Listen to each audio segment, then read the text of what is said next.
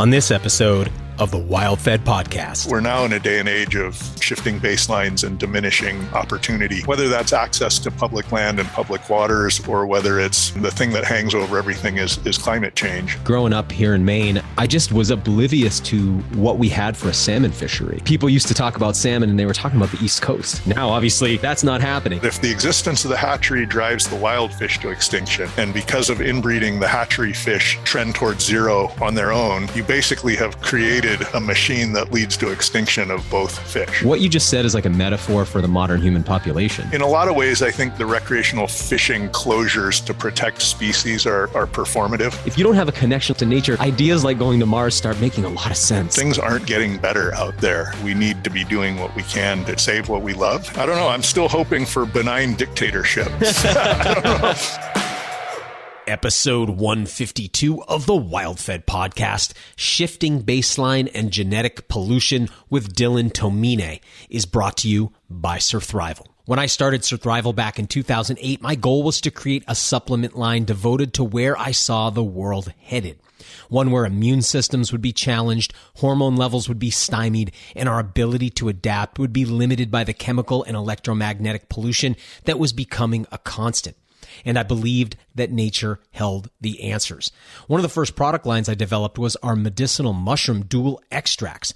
Medicinal mushrooms like reishi and chaga have both been shown in scientific studies again and again to be powerful adaptogens and immune system modulators.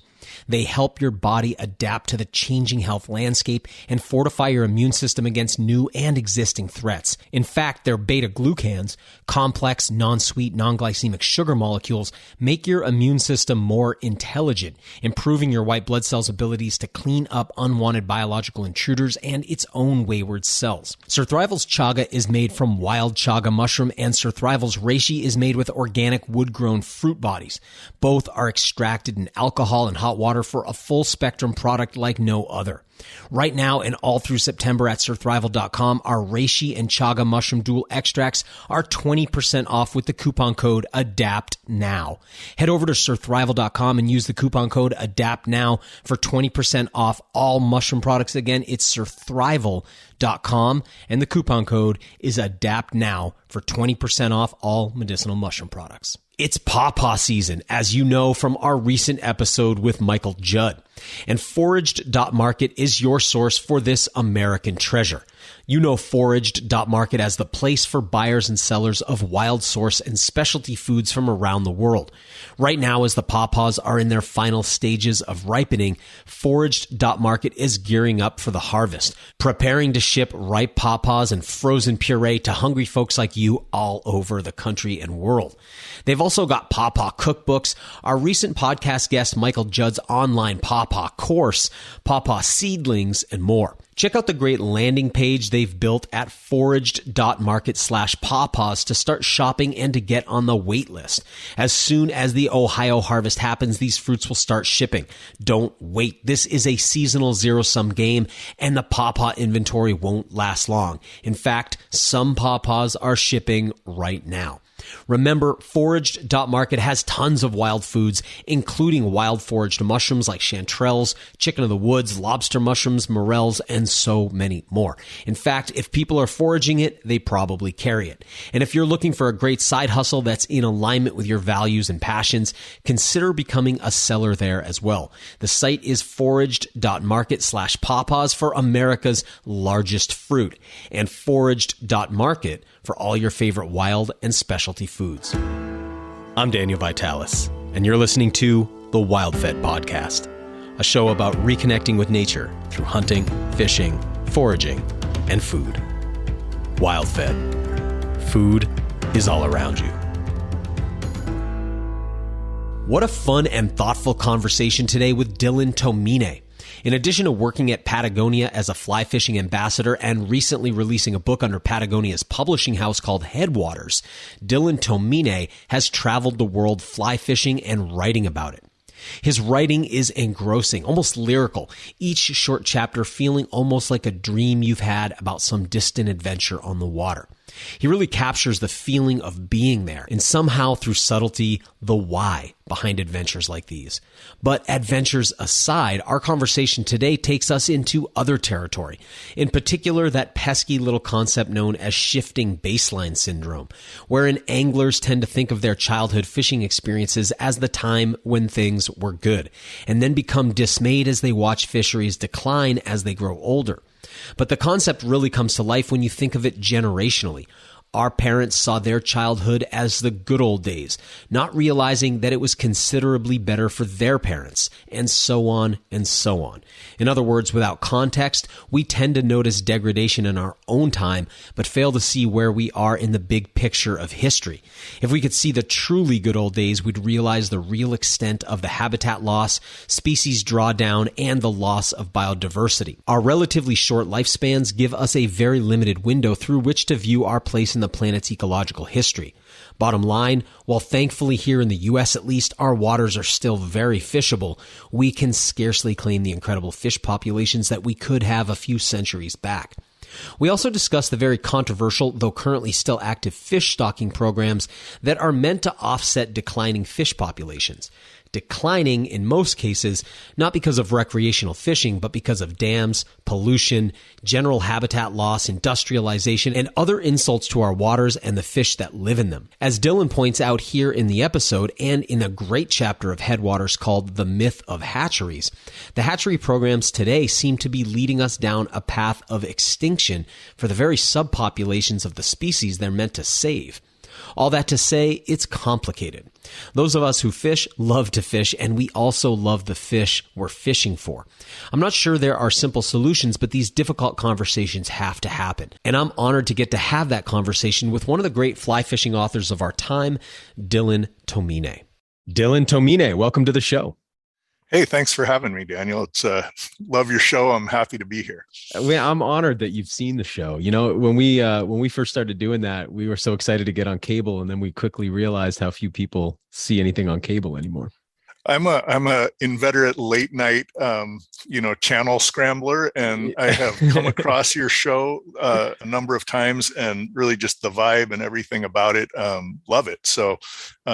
So when Stephanie called and said we were going to do this podcast, I was like, "Is it the same guy from the TV show?" Oh, man. She said, "Yeah." So so it's super fun to be here with you. Well, thank you so much, man. And I just got to say, I'm enjoying your book, Headwaters: The Adventures, Obsession, and Evolution of a Fly Fisherman. This is published by Patagonia, and you're a fantastic writer, I have to say. I see sort of the overlap in the tone and tenor of the show we make and the way you write. You're very thoughtful and very, the book's obviously like a fly fishing memoir, but surprisingly little about the fishing component. And really it's a lot of, at least what I've read, is a lot of storytelling, a lot of beautiful storytelling that kind of makes me nostalgic for both travel and adventure. Well, thanks. It really is. I think when they were designing the book, when the publisher was designing the book, I'm not sure if it's like conventional wisdom or what it is, but people say, oh, you can't sell a fly fishing book without a fish or a fisherman on the cover. And I really, really wanted to go with this painting from my friend, Frances Ashforth. She's a wonderful, wonderful painter. And there was a lot of doubt. I mean, we kind of went back and forth a lot. And then at the end of the day, I think what won it is that these are fishing stories, but they're not really about fishing. They're kind of more about, I think it's really more about just the evolution of somebody who has spent a lifetime traveling and being outside, and how that changes over time, like how you think about the things, the activities that you love, how you think about it changes over time. And that's really what was most interesting to me. My guess is, as an outdoors person yourself, that you're not the same outdoorsman you were 10 years ago or 5 years ago. No, not at all. Right. Your priorities change, how you think about things change. And for me, a lot of it was just the realization that things aren't getting better out there, and that we need to be doing what we can to try and save what we love. And so I think that a lot of the evolution that's in that subtitle, that's what it's about. Okay. There's a lot there pick apart. One of the things you talk about right in the beginning of the book is that initially, or that for quite some time, you hadn't really even considered the conservation aspect of things as a fisherman early on. So maybe you could tell us a little bit about your early passion for fishing, kind of how that got started. And there's almost something beautiful about you not realizing the conservation part for a long time, which meant you get to have the purity of the experience without the sort of because there's all that sort of guilt and all that sort of, oh man, that shame that we have culturally, and that, the sadness of seeing that diminishing baseline of what's there. So, I'm kind of glad you got to have that, but then obviously there was a transformation at some point too. So maybe you could kind of walk us through a little of that.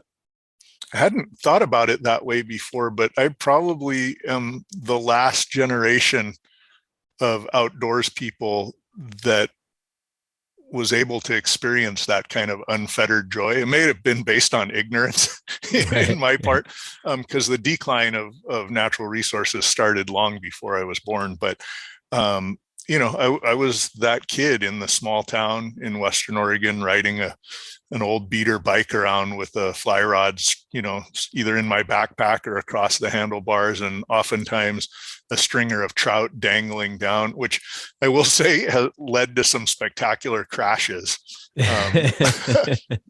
along the way. But, that's a really interesting take. I hadn't thought about that, but yeah, until around 2000, the year 2000, I was the ignorance is bliss fisherman, and just really spending every minute trying to become a better fisherman and learn more and experience more and catch as many fish as possible.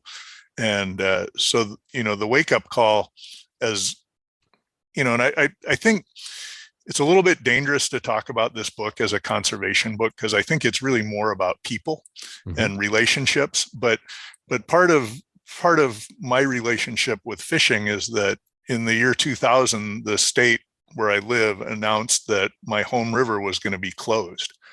And I think, it was the proverbial wake-up call. I was like, what do you mean it's going to be closed? And what I hadn't realized was that this wild steelhead that we were fishing for, that population was declining at about the same rate me and my group of friends, our skills and knowledge were increasing. And so they kind of erased each other, that if the population of fish had been steady, we would have been catching more and more fish because we were getting better at what we were doing. The equipment was improving. Our understanding of how to fly fish for steelhead was growing rapidly. But instead it kind of stayed about the same. And it was really a result of the numbers of fish dropping rapidly while we were learning how to catch them rapidly. And so I was, all through the 90s, I was really blind to the fact that we were fishing over a spiraling population of fish. Yeah, well, are you familiar with that term, shifting baseline syndrome, coming out of fisheries?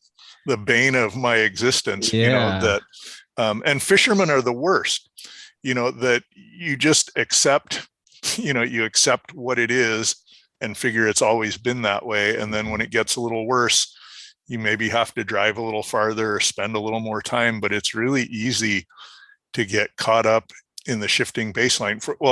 For example, here in Puget Sound or the Salish Sea, the rivers that drain into this inland sea, the population of wild steelhead is about 2% of what it was historically. Yeah. And even when we were fishing it in the 90s, it was maybe at like 4 or 5% of the historic population. But we just accepted that because that was the time that we came of age into that fishery. And so we accepted that as the norm. And, people today who are coming of age into this fishery accept what it is now as the norm. And, that's just, that's how time works. I think it's just inevitable that you accept the conditions as they are and don't think, seriously, if we had even 50% of the historic population of wild steelhead, they'd be so easy to catch that it would be stupid. Like it wouldn't even, it wouldn't even be fun. People talk about, steelhead on the fly as the fish of 1,000 casts and stuff, but that's because there just aren't very many of them. Yeah. There's so many things that come to mind when you're talking about that. Growing up here in Maine, I remember a time where if you drove up north in the spring, early summer, you come home and your car would be just like concretized in dead insects. Oh, I'm could just so glad you brought that up. Yeah. Now I take that drive, I come home, I must see 25% of them on the grill. That maybe if it's that many, I'm seeing a tremendous decline in my own lifetime. And it's amazing to think of insects. It's like, wow. I didn't grow up fishing. So for me, and over the course of doing WildFed, both the podcast and the show, I've been so lucky to talk to so many interesting people. And I just was oblivious to what we had for a salmon fishery. Oh, in Maine, the Penobscot River. Right. I mean, holy smokes. That's, and I'd love to get into the hatchery stuff at some point too. I mean, that's been a big part, but obviously just fishing, so, people used to talk about salmon and they were talking about the East Coast. Now, obviously that's not happening. Another example, I live in a place where cod was an incredibly important and principal economic resource for people in addition to being a food resource here. I mean, now every once in a while in September, you're allowed to catch one, but mostly we put them back. So we're losing here fast. It's happening fast. I think, I'm glad you brought up the insect thing because in aquatic insects are such a part of trout fly fishing, and there was a friend of mine, Craig Matthews, who lives in Montana. He's like a trout fishing guru. Just sent me an article that was in the New York Times last week about the loss of mayflies. And it's, it's catastrophic, and not just because they feed trout and, you imitate them to catch them on dry flies, but just this, the loss, I think, of abundance of anything is, it's heartbreaking if you're old enough to have seen before the baseline shifted, but because we only live for, 75 or 100 years or whatever, that the baseline naturally shifts with each generation. And as far as I can tell, over the last 100 years, that shift has always been down, right? Like nothing's getting better. Although, the one example I think that's interesting around that is, 100 or 150 years ago, the United States government was faced with really catastrophically declining numbers of two kinds of wild critters, right? One was waterfowl and one was salmon. And this is maybe a segue into the hatchery conversation, but the solution, they tried hatcheries with waterfowl and it didn't work. Like it was not viable. And so the plan moving forward with waterfowl was to create refuges, right? And protect habitat. And with salmon, it was like, no, the timber's too valuable, the mining's too valuable, the development's too valuable. We need those rivers for commerce. So we're going to build hatcheries instead. And I would argue that the habitat-based conservation of waterfowl was a tremendous success, in that, just for example, in my state, the limits during duck season are 7 ducks a day. And the season, depending on where you go in the Northwest, starts as early as beginning of September and goes into February or March. 7 ducks a day, or, some of those are geese only seasons, but, it's a healthy, sustainable number of birds. And the Chinook salmon season here is often less than 10 days long, and you're allowed 1 fish per day. Oh, wow. So, I think you can just look at that comparison and go, wow, one of those plans really worked and the other one didn't. Yeah. I was up in Newfoundland, Canada a couple of years ago, and there you can get a tag to fish a wild Atlantic salmon, but it's a tag, I mean, I think they gave us 2 tags. I think it was about $100. And I was blown away. I was like, oh, you can take a salmon here, but it's like taking a bear or something. Right? Yeah. Well, and it's gotten to be that way, I think, especially for fly fishermen on the West Coast, that steelhead fishing even though it's all catch and release now, that's a great comparison. It's about like getting an elk tag. Like if you get one a year, you're doing pretty good. And it used to be, In the last few years that I was fishing the Skykomish River in the late 90s, I looked at my journals and I was averaging 1.6, 1.7 steelhead per session, and they were often like half day sessions. And now, it's still closed. So I don't know what your fishing success would be like, but. What role do you think that recreational fishermen, if any, really are playing in this? Because a lot of times it comes down to, we're the ones who, I guess, at the terminal end of this thing start to see, we lose our access and rightfully so in many of these cases. But I often doubt that it's us who have created this situation. It seems like it's industry. It seems like it's, farming runoff. It seems like it's 100 other things. It's dams. It's almost everything but us. And I don't mind that means we can't do it, but I don't want to get left holding the bag sometimes, in the public conversation. You're exactly right. I mean, in a lot of ways, I think the recreational fishing closures to protect species are performative. Mm-hmm. That's a way that the state can say, hey, look, we're doing something. We closed down the fishing. But in reality, it's the brake dust from cars on the highway and the shopping mall and the climate change and the logging and the mining. And you're 100% right. And I don't know that there's a way around it. And certainly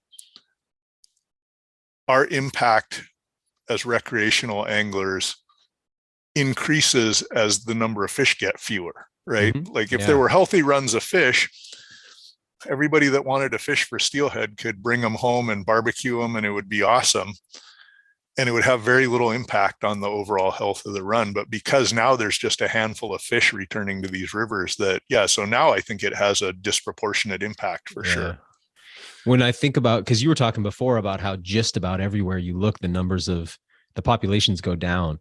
One place it's going up is our historical understanding of the indigenous peoples of this continent and just how many people there were. Because, it wasn't that long ago, 20, 30 years ago, it was like, disparate bands of naked people here and there. Right, yeah. Now we're like 500 nations. You had Cahokia and the Mississippian culture that went right up through the central US with big cities. You're talking population density from one coast to the other, full of people. And yet the animal density would stagger our minds today.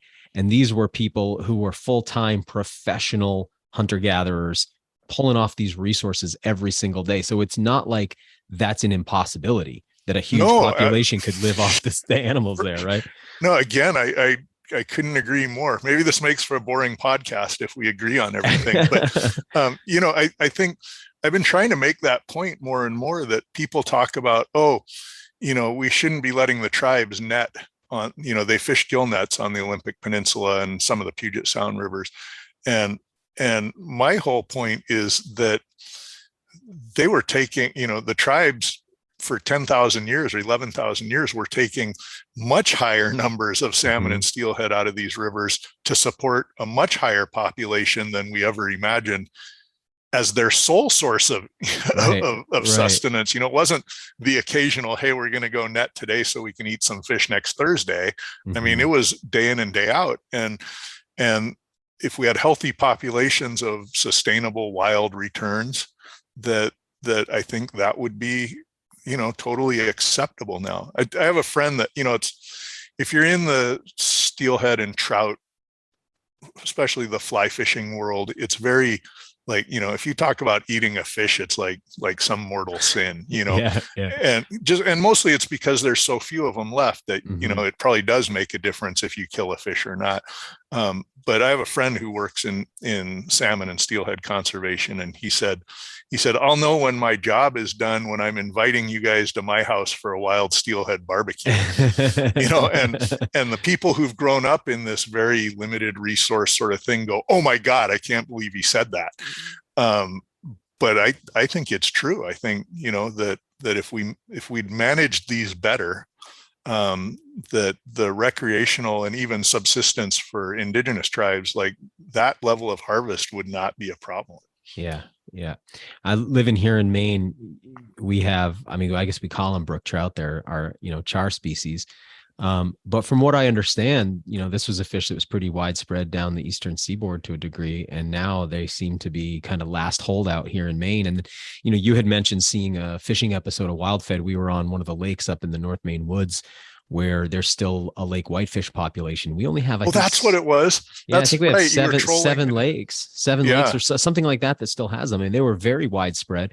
And now we have Arctic char, I think, in just a couple of bodies of water left. So we're watching that kind of retreat north of all of these salmonids as they sort of die off and die back to wherever they hopefully can hold out. Well, and I think that becomes, even more critical to have these cold water refuges, because the planet's warming up, and that is not good for, cold water fish are called cold water fish for a reason, right? Yeah. And so, I think, there's a story in the book in Headwaters called Running Out of North. And a lot of the thinking behind that for me was that I'm guessing it's the same on the East Coast, but on the West Coast, if you grow up here, there's this like northward time machine that when things get shitty where you live, you can always travel north and get back to the good old days. Yeah. And the fact, and that's been certainly enhanced by climate change, right? That it's warming from, that it's getting warmer in farther southern regions. So I think in a lot of ways that as we start to exploit farther north, that eventually we run out of that northward time machine stops working. Right. And for us, it's British Columbia and Alaska. And, for you, I'm guessing it's like Labrador, right? Newfoundland, Labrador, and Yeah. And when things get super warm, that's probably going to be the last holdout. Yeah, on our coastal front, it's been really interesting to watch. I think the center of our lobster population density moves 2 kilometers north a year right now, because really? the Gulf of Maine is like one of the fastest warming bodies of water in the world. So we've got our black sea bass are coming in now. We're getting tog coming up. And everything's shifting north. So our fisheries changing faster than Department of Marine Resources can kind of keep up from a regulatory perspective. We have some species that are here that are not regulated yet because they just haven't gotten to them yet. So it's real time, Yeah, it's crazy. I mean, I know I have friends in North Carolina that, historically all the main striped bass are off the North Carolina coast in the winter, and then they come back to Casco Bay or whatever in the summer. And a lot of them, in a lot of years, they just don't migrate anymore. Right. Like there's no reason to go south because the water's warm. And now there's striped bass, in the St. Lawrence River and at the mouth of a lot of these Atlantic salmon rivers where it used to be far too cold. It's mind blowing. I think I read somewhere, might have been in the New York Times, that there was a story about the Gulf of Maine heating up and potential impacts on this really valuable lobster fishery. Yeah, well, it's gonna be good for Nova Scotia, who gets to take over the fishery. It's very lucrative. One of the things that's like coming up for me. So you work at Patagonia. Your book's published by Patagonia, and it's such an interesting company because the openness to certain outdoor fishing, kind of even some hunting, I feel like it's a unique position for a company that takes such a strong environmentalist stance. And I'm wondering if you could explain that a little bit, because when I look at what many of the companies who are thinking about thinking about ESG, falling into sort of alignment with a lot of the more kind of globalist organizations' view of like how humans are going to live in the future, like that's not part of it. The idea of like hunting and fishing, it's like not part of it for a lot of, for let's say like the World Economic Forum. They're not like factoring our recreation in, and I think the idea is that people live in like smart cities. And the fear that I have is that when you are kind of cut off from all of these species, then you don't know they're there anymore. You stop caring about them. I think that part of what I think about getting them in your hands is so important is that it maintains the relationship you have to them. They exist, you care about them. And so I worry about future humans, like when these things aren't even legal anymore, they won't even know what a steelhead is anymore. And so having that relationship, by fishing for them, you maintain a relationship, which means you continue to be an advocate. And so I think that's really important. I think it's really cool that Patagonia hasn't relinquished that, because from what I can tell, looking at Patagonia from the outside, it's like, they could kind of get away with just doing like mountaineering and, backpacking and things like that. They don't have to support fishing. So what's going on there? Well, I think a lot of it, I don't know when this is going to be broadcast or when you're going to post this, but Patagonia has been in the spotlight since last Wednesday when the founder, Yvon Chouinard, announced that he was basically giving the company to an environmental nonprofit. And so the spotlight's never been brighter. Yeah, right. And I represent the company as a fishing ambassador. I say I put the ass in ambassador, but so I can speak to it a little bit. And I think the main reason that Patagonia, fishing is, even if at its cleanest catch and release best, is still a blood sport. Like there's still casualty involved for, and it's certainly the only sport that Patagonia actively promotes that involves another living critter. Right. Even if the ocean's polluted, you could put on some kind of toxic waste protecting suit and surf, or if there's graffiti on the rocks, you can still climb them. May not be as pleasant, but so fishing, and to some extent bird hunting, occupies a really unique place in the Patagonia metaverse, as far as their product selection and films they make and that sort of thing. And it's mostly, or I'd say it's entirely, because Yvon Chouinard is a fisherman, and a huge fisherman and a bird hunter. And so those are values. I think he thinks along the same ways, that it's ways that we interact in kind of modern versions of really ancient relationships. Right. And those are vital. I would argue that fishermen and hunters are more effective because they're more desperate conservationists than somebody who's doing something else. Yeah. I'll get pushback from the surfers and the skiers and all that, because certainly there's lots of great conservation work being done from all these outdoors people. But if there's no fish in the river, you can't go fishing. Yeah. But you're also not paying 11% on a surfboard that goes into conservation funds either.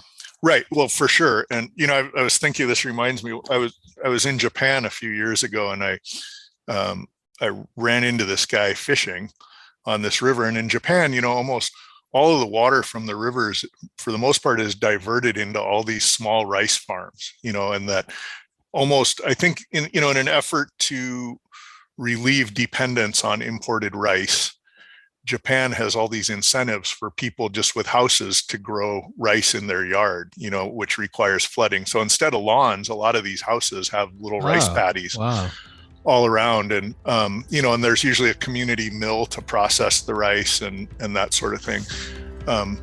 Which is cool, but the result is that a lot of their rivers are 100% diverted before they even reach the ocean. We'll get right back to the show in a moment, but first, hunting season is right around the corner. If you dream of being able to successfully and sustainably harvest food from the land, this might be your perfect next step. Learning to hunt can be overwhelming, especially without a mentor. From finding land to hunt on, to developing the skills, to learning to process your harvest, and finding people with shared values you can hunt with. The Hunter's Journey is a thriving online course and community with mentors ready to guide you from where you are now to becoming a successful hunter. Their team believes in stewardship of the land, reverence for the species that they hunt, and respect for all people. Many of their students got out on their first successful hunts last season utilizing what they'd learned through the Hunter's Journey. And remember, even if you're not quite ready to harvest an animal yourself, you can apply these same skills to shooting with your camera. The Hunter's Journey has a special offer just for WildFed listeners. Visit thehuntersjourney.com and enter the coupon code WildFed100 to get $100 off the course. Again, that's thehuntersjourney.com, and the coupon code is WildFed100. Now, back to the show. So there's some of these big rivers that just get smaller and smaller and smaller to the point where they don't reach the ocean anymore. And so I was over there on one of the rivers that is still connected to the ocean, but it's very heavily diverted and diked and all that. And I saw this guy fishing, and I went down to talk to him, and I said, how's fishing? He said, oh, it's really good. And I said, really? What does that mean? He said, oh, this is my best year ever. He's fishing for they have these small salmon there called cherry salmon. I said, really? Like, this is a great season? He said, oh yeah, it's great. I said, what is that? Like, what's that entail? He said, I've gone fishing 37 times. I've caught 2 fish this year. Oh no. Oh man. And I had this nightmare of is this our future? Yeah. Is this where it's headed? And that plays back to what you were talking about with the shifting baselines, that, that baseline for that guy, this Japanese fisherman in Japan, in this, heavily urbanized, heavily populated, small island country that has been pretty engineered for 1,000 years. His baseline shifted to the point where 2 fish in 37 trips is pretty good. Yeah.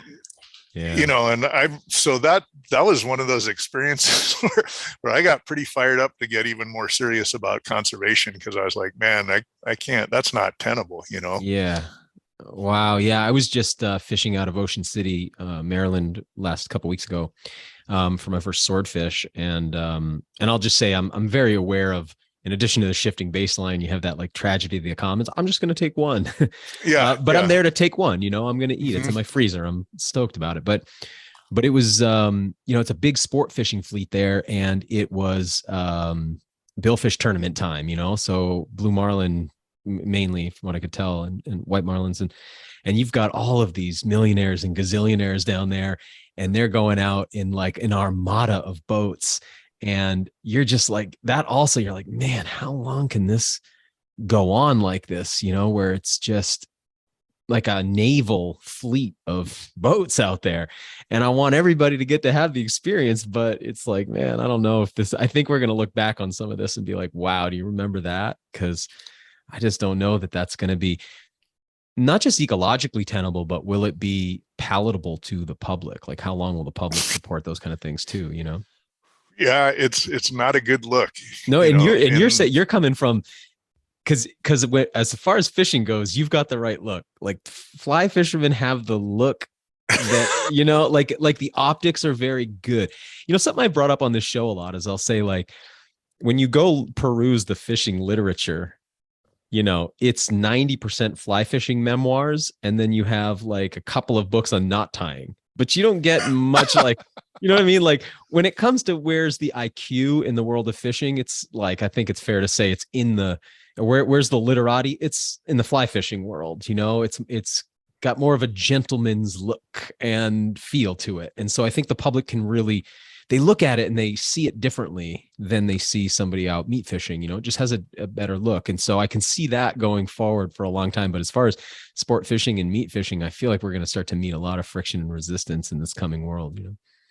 Well, I mean, I'll say that I think the smartest fishermen, the fishermen who know the most about their fishery, are tournament bass fishermen.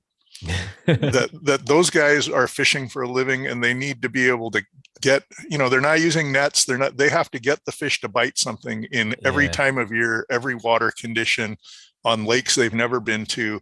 So the fishing IQ of a bass fisherman to me is much higher than all the other recreational fishing.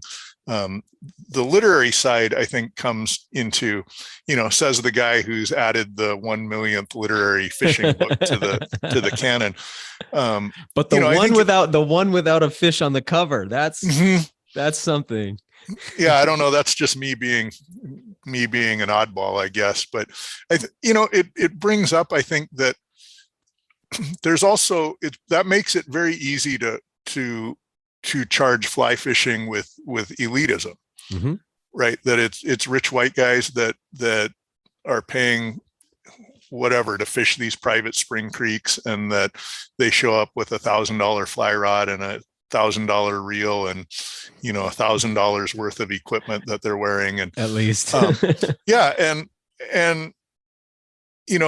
been working on a conservation campaign out here that is asking sport anglers to contribute an equal amount of time and money time or money to conservation as they do to going fishing and buying fishing equipment and stuff. And if we could do that, the amount of money raised would be staggering, right? Like, I mean, fly fishermen spend a lot of money. But back to the original thing is I think that the charges of elitism are not unfounded. Like, I mean, there is some of that going on for sure, but it's also really changing in that there's a lot more young people coming into fly fishing. There's a lot more women coming into fly fishing. A lot. The future of the fly fishing equipment industry is women. I mean, in a huge way. And so I think some of those old, it's not just a white sport anymore either, too. That part's shifting as well, I guess, on its demographically, the racial component. Yeah, for a lot of years, I was the only non-white guy at any of these meetings or any of these things, and that's changing as well, probably slower than the gender change. But every fly shop in the country pretty much has a women's fishing program that's led by some kick-ass female fishing guide. And so I think, and this is also, I would say, is one of the benefits of social media. Social media gets a really bad rap around fishing in that people are fishing to get Instagram photos of fish, and they're revealing places that were secret before and all that. But the flip side of that is these communities are forming now through Instagram. I mean, when I was a kid, there was no fly shop in my town. I was the only person I knew that was fly fishing. I had to basically sort of teach myself very poorly everything you would learn from books.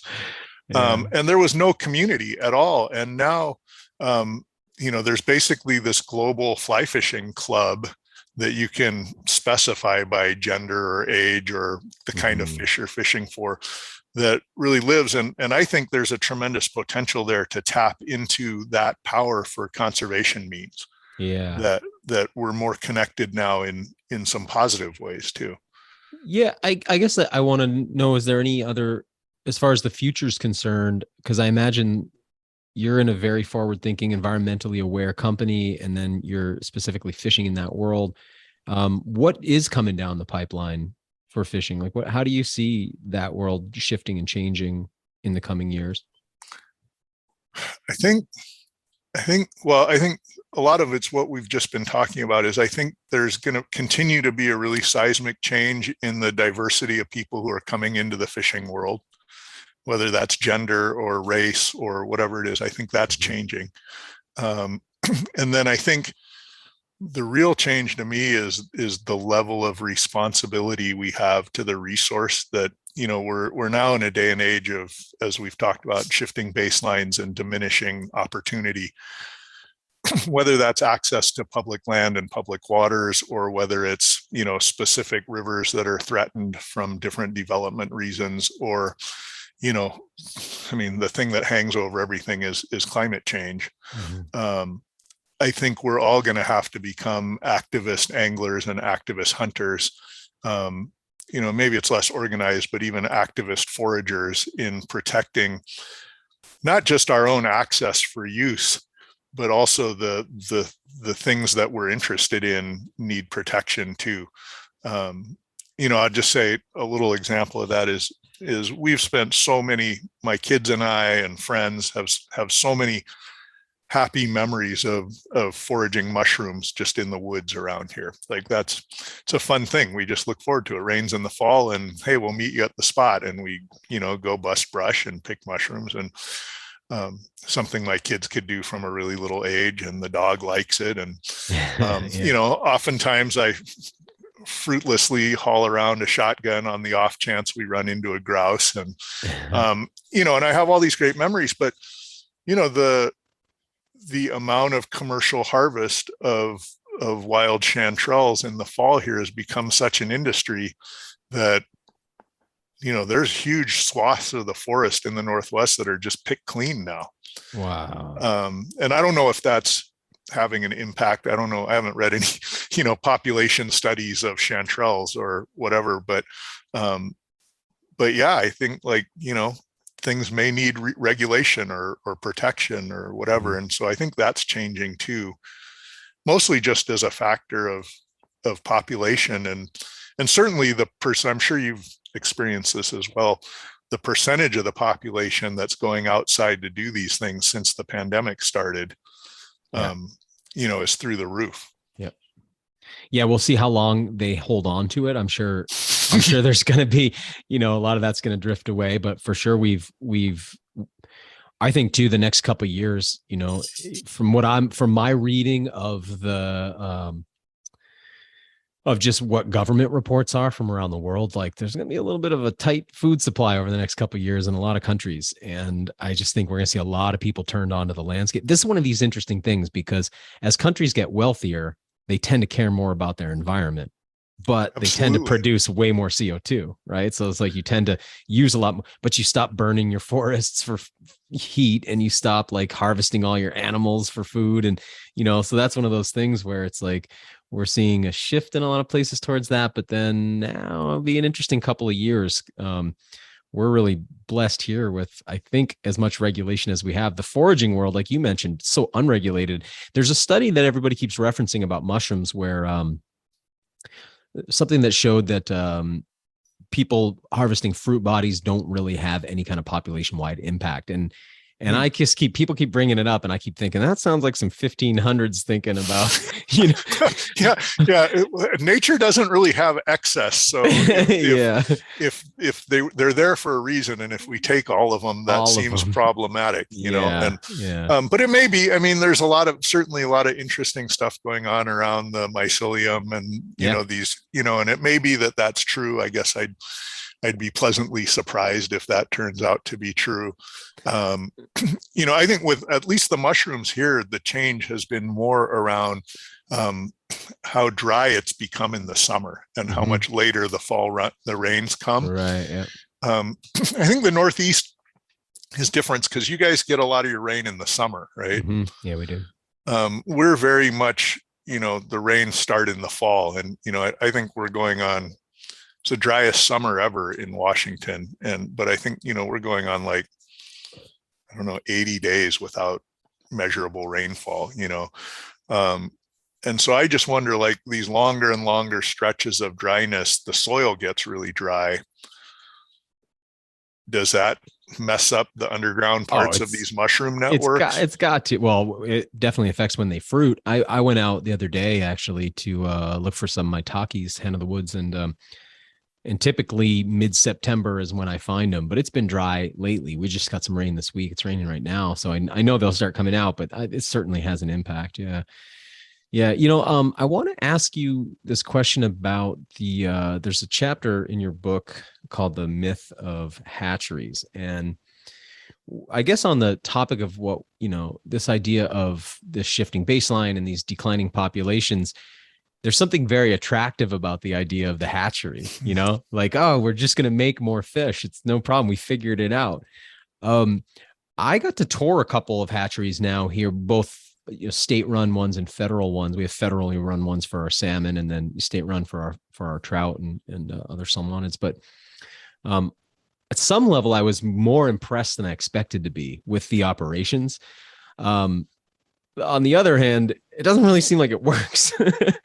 And it seems like it dilutes the important genetics of the fish that are there. Your chapter is pretty hard hitting on it. I mean, you don't really mince words. You're pretty clear how you feel about it. So I'm wondering if you could kind of talk through that a little bit and give us some historical context, because this thing with hatcheries is nothing new, right? It's been around a long time. Yeah, I mean, it was really developed here at the University of Washington School of Fisheries. At least the modern hatchery concept came from here.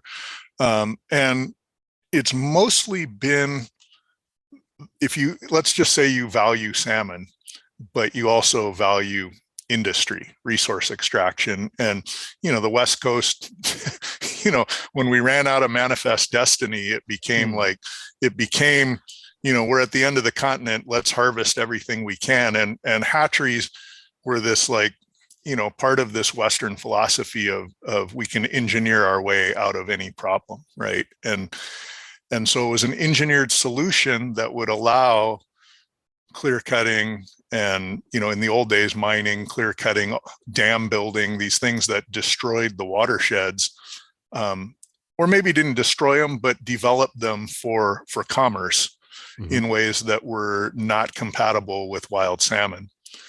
but they still wanted there to be salmon. So, these people developed kind of an agricultural model of like, we'll grow these fish, we'll put them out, they'll go out to the ocean, they'll come back, and we don't have to worry about degrading the watershed because we can make up for it. They're still called mitigation hatcheries, right? So, and in the modern day now, it's, maybe there's less clear cutting and new dam building and that stuff going on, but it's shopping malls, it's road building, it's housing development, it's failed septic systems, modern life, enormous solar farms.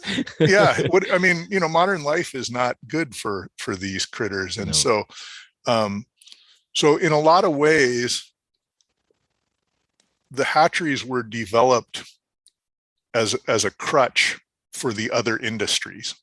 And along the way, the hatcheries became their own industry. It's almost like you make the wheels that go on Boeing jets, right? Like the Boeing jet can't exist without the wheels to land. You know what I'm saying? That's a weird analogy, but so the hatcheries filled this need, and it's tremendously seductive. It's like, doesn't matter what we do at the river if we just keep putting more hatchery fish out there.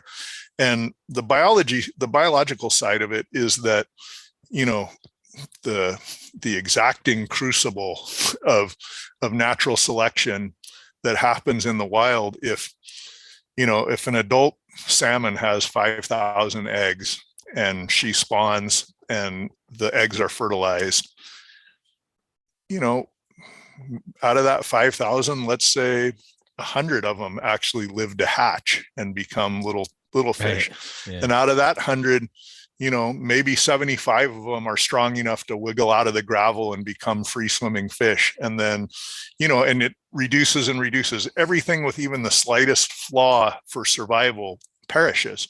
Mm-hmm. And if out of those 5,000 fish or 5,000 eggs that were laid, if 2 fish survive, you're at replacement value, right? You have a steady population.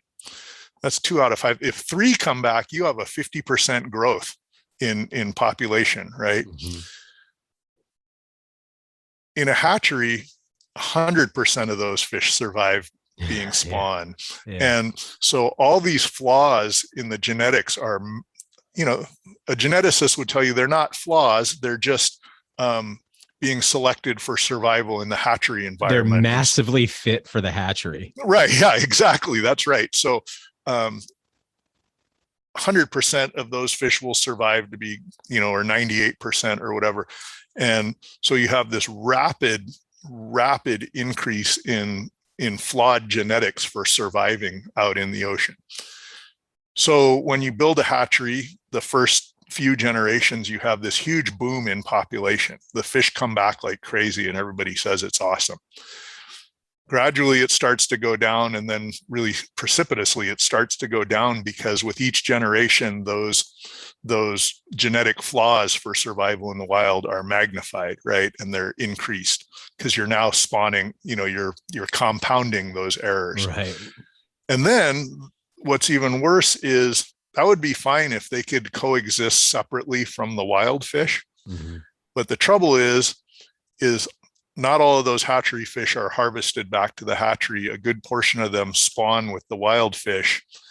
And I think the latest research I've seen is that in a wild and a hatchery fish spawning pairing, that the survival rate of the offspring is reduced by up to 50% in the first generation alone. Wow.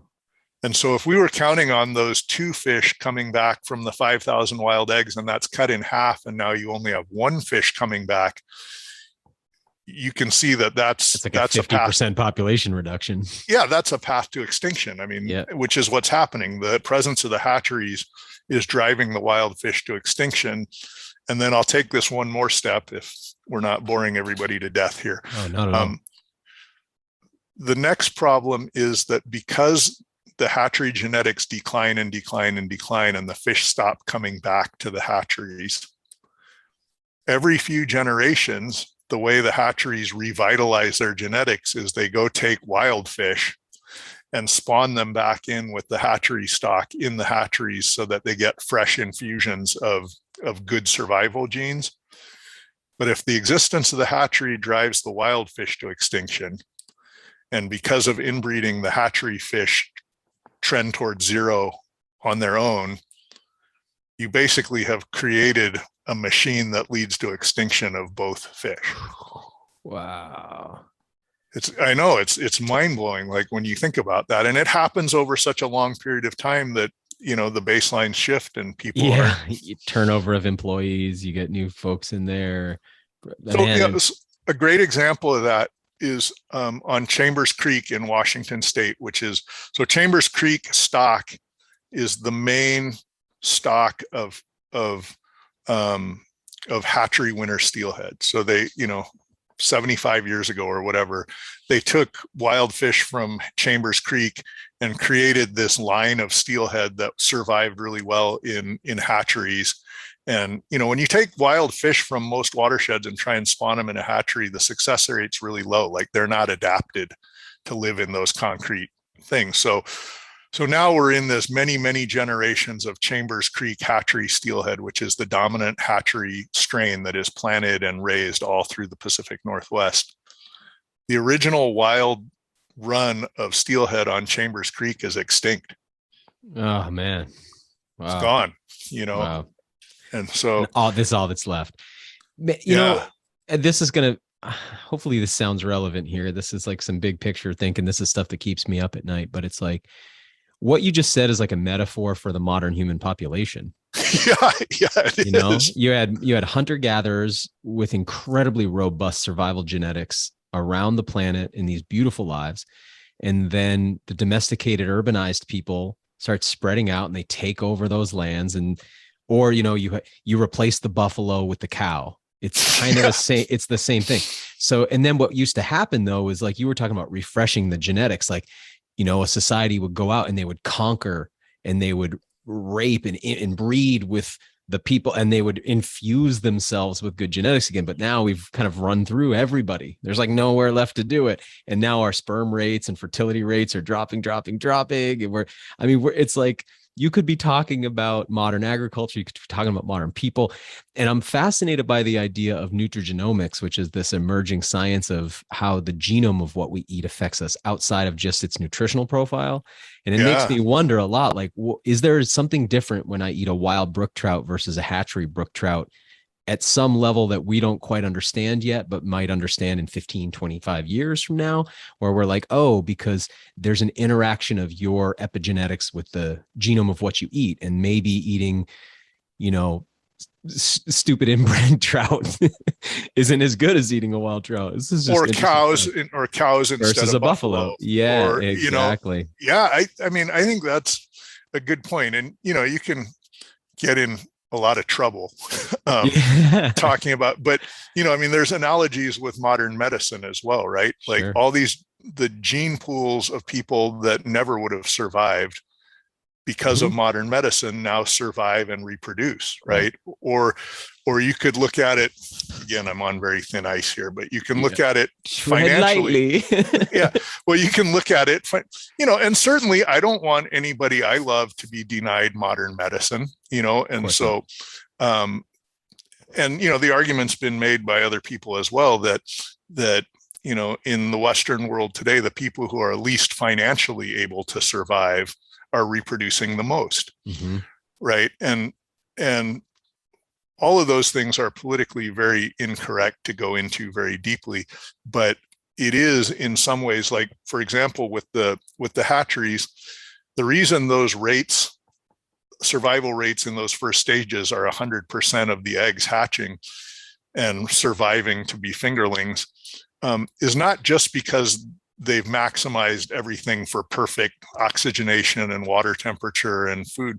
But also when they have disease outbreaks, they treat them with antibiotics. They treat them with antifungals. They treat them, so there's modern medicine that's enhancing, again, survival of fish that normally would not have survived to reproduce. And, I was just thinking about this recently with like the Gates Foundation, right? They're going to cure malaria and increase survival, like in sub-Saharan Africa, like 1 million times over. How are they planning to feed those people? Yeah. when the population booms because you've cured, of course, we want to cure this disease. We don't want people we love to die or anybody to die. But if that was sort of a natural limiting factor in a place where food is very hard to come by, what's the plan when you increase survival rates? Especially with that same foundation that talks probably the most about population. And yeah, this is an interesting thing because when I look at, I've just spent a lot of time just trying to understand hunter-gatherer societies, and I'm just fascinated by it. And they typically run about a 50% child mortality rate. And so, we're like, oh my God, that's terrible. And we've done everything to intervene, but we're also like, oh my God, 7 billion people, what are we going to do? And it's like, well, hey, there's correlation here. Yeah, no, I know. And I don't know if there's a solution, because I certainly do not want to take advantage of modern medicine myself. Yeah. And although I got to say, like, every time I hear Elon Musk talking about the earth being underpopulated and how we need more people, I cringe. It's like, every piece of scientific evidence out there says we're overpopulated. Well, it's like, Elon, I don't think you hunt and fish because you know. But on that topic too, I guess, since I'm taking this hatcheries thing to some far out territory, I'll just say this piece. When I hear folks like him talking about us, colonizing Mars, you're talking about a human hatchery system, basically, right? So you're like, dude, it doesn't even work in rivers with fish. How the heck is this going to work? Like, we're going to just, first of all, assuming that humans could even detach from the kind of placenta of the earth in the first place. But if we even can do that, what will our health be like? Like, what would we become? I mean, everything you drink, eat, and breathe would be artificially created. Which pretty weird stuff. You want to talk about the genetics of what you're eating impacting you. That's pretty scary. I mean, and again, it's part of that mentality. I think it's just a Western psychology that we can engineer ourselves out of any problem, right? Yeah.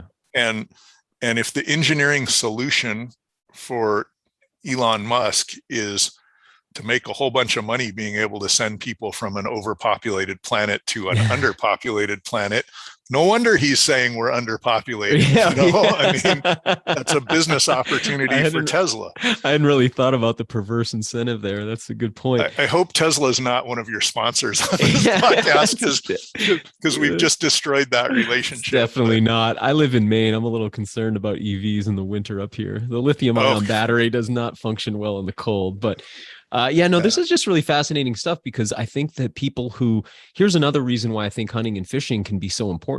And I don't, or foraging or any other, we've got certain sports that are outdoor recreation that I love and I think are really cool. I also see as sort of using nature like a backdrop for the sport. It's not really about the nature. So people who hunt and fish are very clear that they're interacting with nature. And then like, if you look at surfers, it's like, okay, that's still, they're really clear.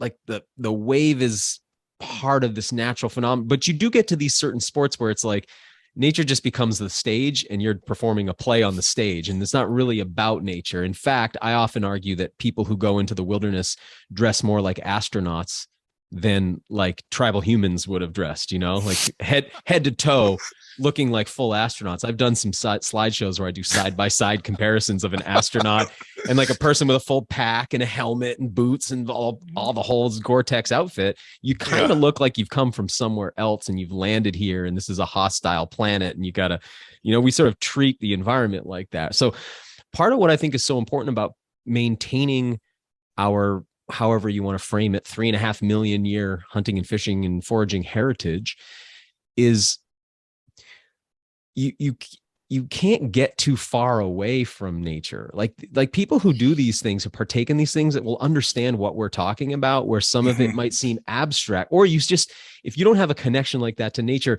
ideas like going to Mars start making a lot of sense. Well, absolutely. And I think, you're making a really good point, because one of the things, it's really hard to put my finger on it, but I feel like there's a different thing that happens when you're fishing or hunting, or at least it does for me, and I'm guessing it does for you as well. And it sounds a little crystally, I guess, a little frou-frou. But bring it on. but the process of being a predator which you are when you're a fisherman or a hunter, or even, a hunter gatherer even, but it taps into these sort of latent instincts that I think are part of our human DNA, but that are covered up because you go to Safeway to buy a steak and that's how you get your food. And certainly my family is not in any way survivalist. Like, we're recreationalists. Like, it's fun to go out and hunt ducks or fish for trout or whatever it is. But you tap into these sort of vital things. And I noticed that, I'm way more in tune with which way the wind's blowing, or, the humidity, or what the rain's going to do tomorrow, and river level, is it dropping or rising? What's the angle of the sun, and all, insect life and bird life, and all those things come together in an experience that I don't know how to tap into that any other way. And it ultimately that may be the driving reason behind why I would go out and do these things, is that you get into this kind of zone that's probably very similar to what ancient people experienced on a daily basis.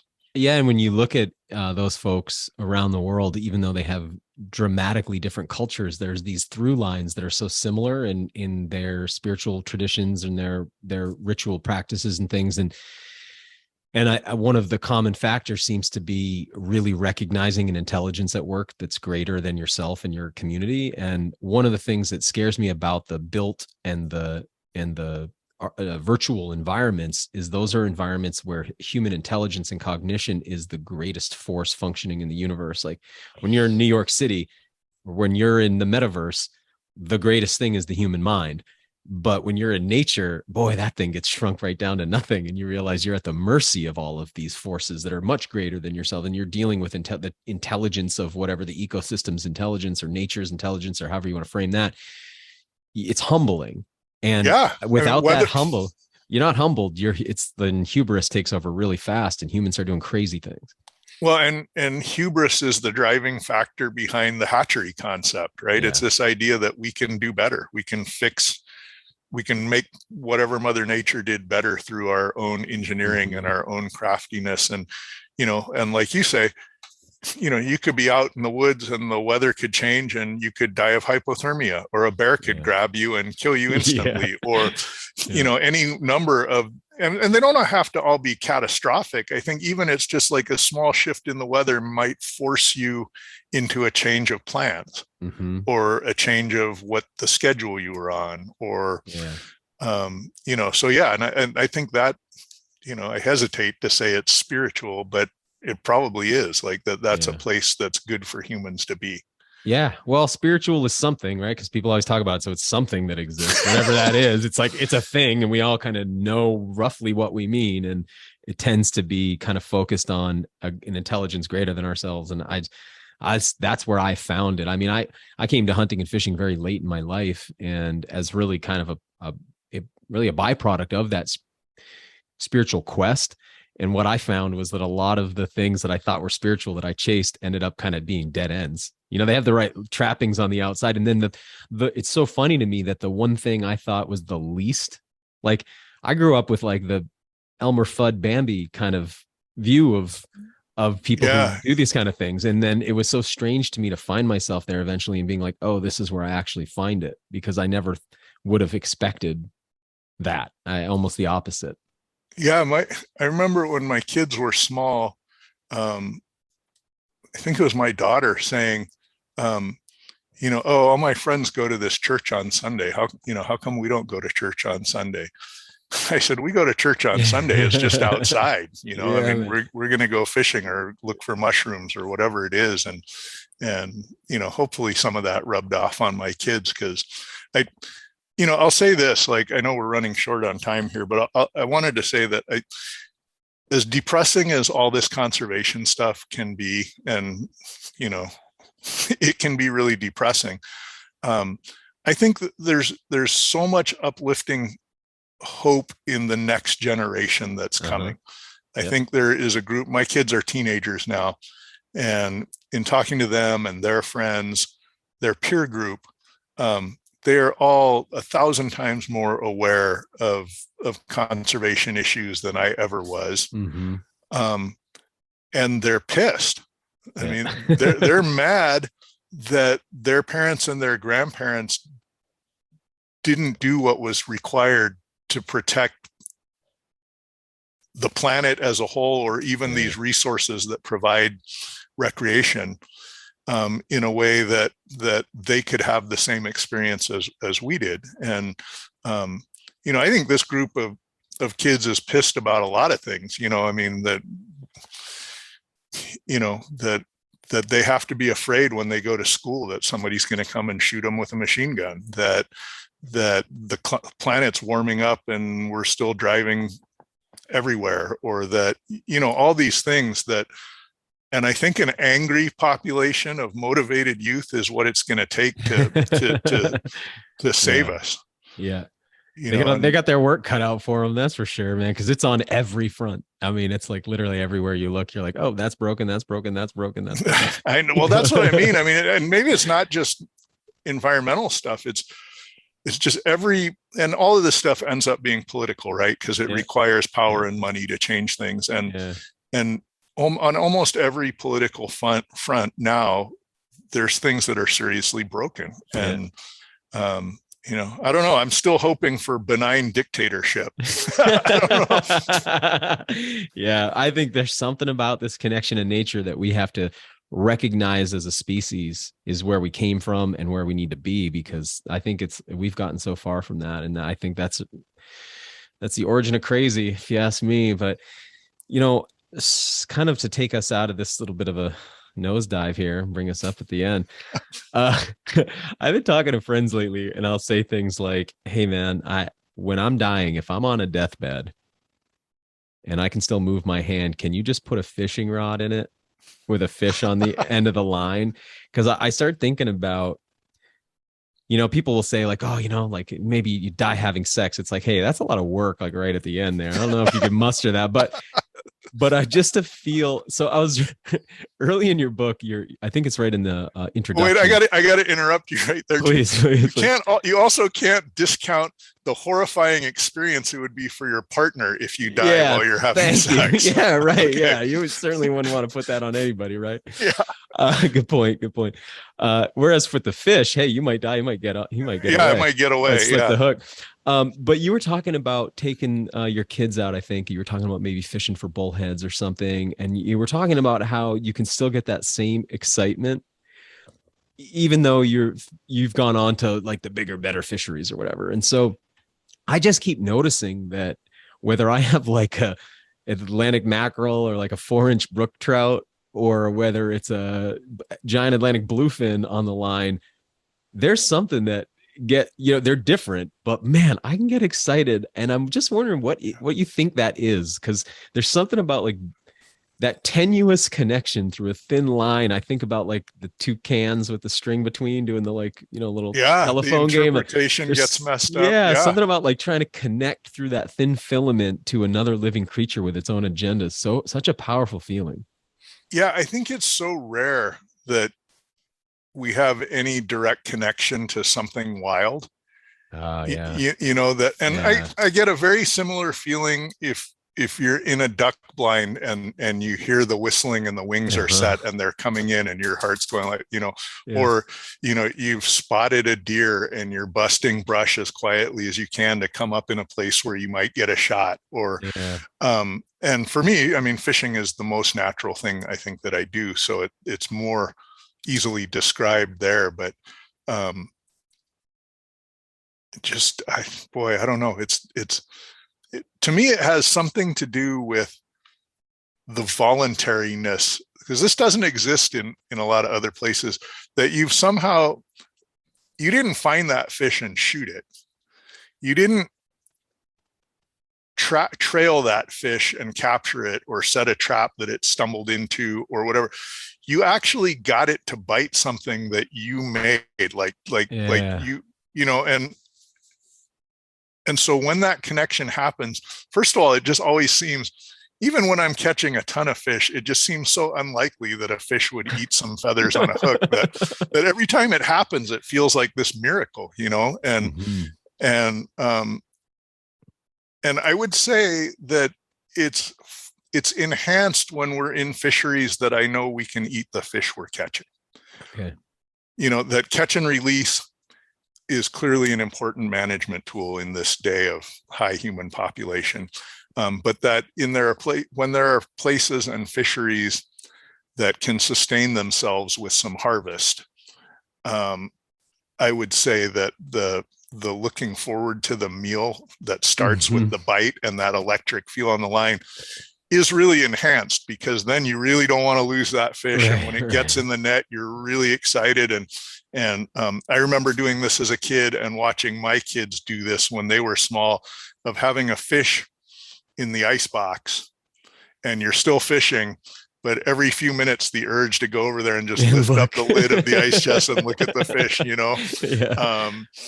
man, that's like, what a great feeling, especially if it's something that you're gonna have a meal with. So and I think that's what I really liked about your show so much, is that the turning of these wild things into food that's shared with family or friends,